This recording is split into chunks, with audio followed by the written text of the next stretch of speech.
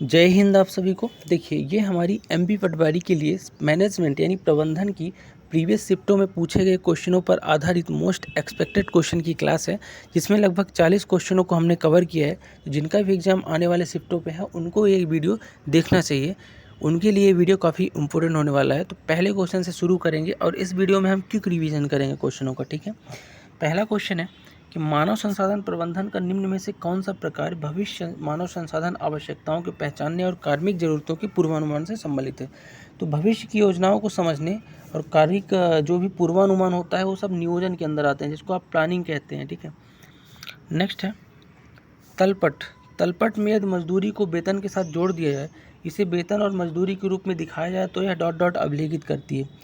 तो लाभ और हानि के खाते को दिखाती है अगर इसको वेतन के साथ जोड़ दिया जाए मजदूरी को। तो नेक्स्ट है, इनमें से अनुकरण अभ्यासों को किस प्रकार प्रशिक्षु और को विभिन्न दल में विभाजित किया जाता है और अनुकरणीय बाजार में प्रतिस्पर्धी फर्मों में भूमिका निभाने को कहा जाता है। देखो, सिंपल सी बात ये बोल रहा है कि सबका अलग अलग डिपार्टमेंट बांट दिया जाए कि मार्केटिंग कौन संभालेगा, एचआर कौन संभालेगा। तो ये सब चीज़ें जो है ना एक व्यापार खेल कहलाती हैं। नेक्स्ट है, प्रबलीकरण सिद्धांत किस पर आधारित है। प्रबलीकरण जो सिद्धांत होता है ना आपका, अधिगमन और स्किनर का सिद्धांत पर आधारित है प्रबलीकरण का सिद्धांत। ठीक, नेक्स्ट, तुलन पत्र लेखांकन समीकरण क्या है। तुलन पत्र जिसको आप बैलेंस शीट बोलते हो, इसका लेखांकन जो आपका वो होता है ना, वो होता है संपत्ति बराबर देनदारियां प्लस पूंजी, यानी कि परिसंपत्ति बराबर देनदारियां प्लस पूंजी। इसका राइट आंसर हो जाएगा। निम्न में से कौन सी अवधारणा एक कार्य के लिए उपलब्ध उम्मीदवारों में से सबसे उपयुक्त उम्मीदवार को चुनने की प्रक्रिया है। तो उपलब्ध जितने भी उम्मीदवार हैं उनमें से सबसे उपयुक्त को चुनने की सिलेक्शन होता है चयन। नेक्स्ट है, निवेश मानदंड निम्नलिखित तरीकों में से कौन सा तरीका बट्टाकृत नगद प्रवाह मानदंड के आता है।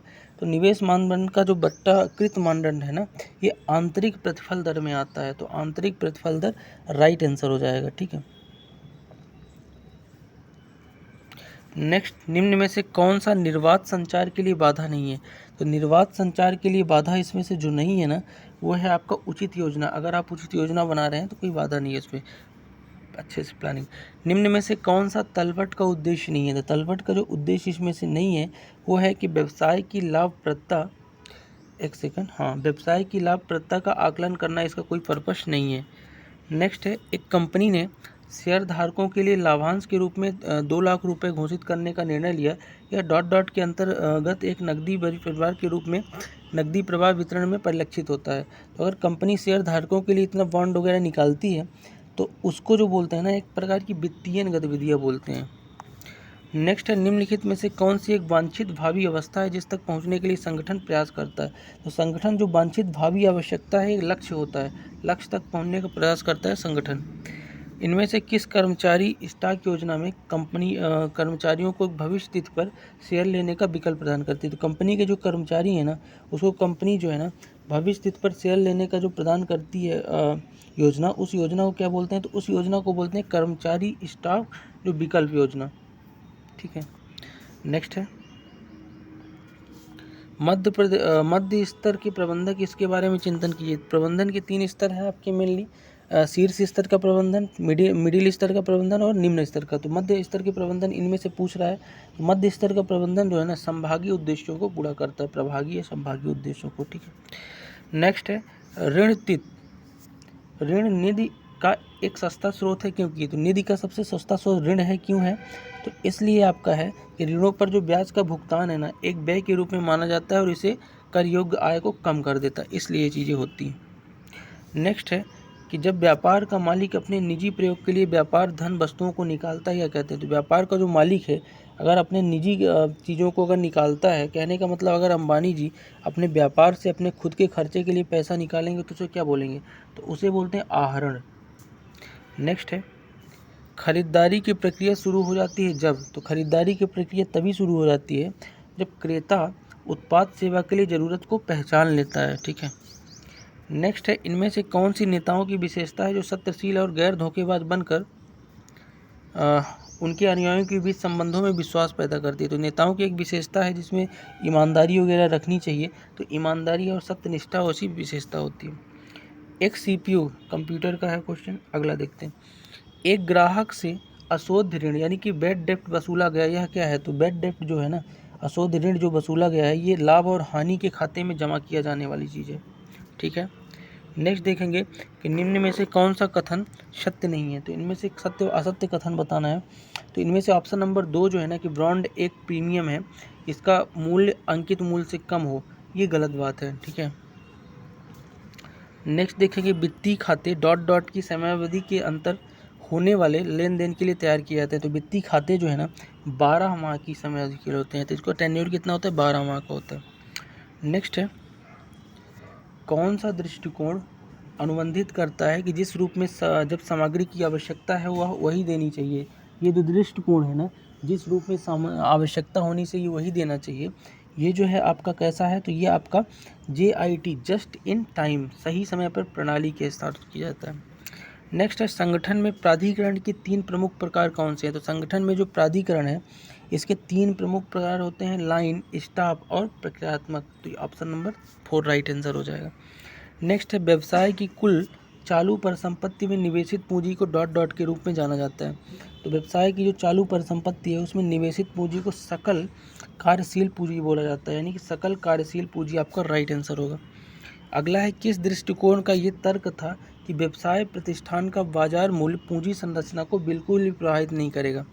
तो व्यवसाय का प्रतिष्ठान जो है ना पूंजी संरचना को प्रभावित नहीं करेगा, ये जो है आपका एक निवल प्रचालन आय दृष्टिकोण है, निवल प्रचालन आय दृष्टिकोण। अगला है वित्तीय लेखांकन निम्न में से संबंधित है। तो वित्तीय लेखांकन जो है ना आपका वित्तीय विवरणों की जानकारी तैयार करना और साथ में बही खाता, इनसे संबंधित है। वित्तीय विवरणों की जानकारी और तैयारी और बही खाता। नेक्स्ट है डॉट डॉट उस समय अवधि को संदर्भित करता है जिसमें स्थायी परिसंपत्ति के निवेश को पुनः प्राप्त किया जा सके। तो याद रखिएगा कि ऋण वापसी अवधि जो होती है, कौन सी ऋण वापसी अवधि जो होती है पे बैक, उस समय अवधि को दिखाता है जिसमें स्थायी परिसंपत्ति के निवास को पुनः प्राप्त कर ले, ऋण की वापसी हो जाए। अगला है निम्न में से कौन सा संसाधन को बनाए रखने के लिए संस्थान अपनी HR नीतियों को बदल रहे हैं। तो संसाधन को बनाए रखने के लिए कर्मचारियों की HR नीति को बदल रहे हैं, ठीक है।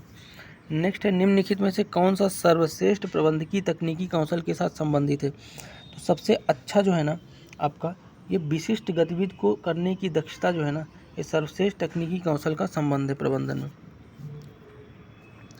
निम्न में से कौन संगठनात्मक लक्ष्यों को प्राप्त करने के लिए निष्पादन और मापन और संशोधन को शामिल करता है। तो संगठन के लक्ष्यों को प्राप्त करने के लिए नियंत्रण जो होता है, जिसको आप कंट्रोलिंग बोलते हो, वो आपके निष्पादन करता है, मापन और उसमें संशोधन का भी करता है।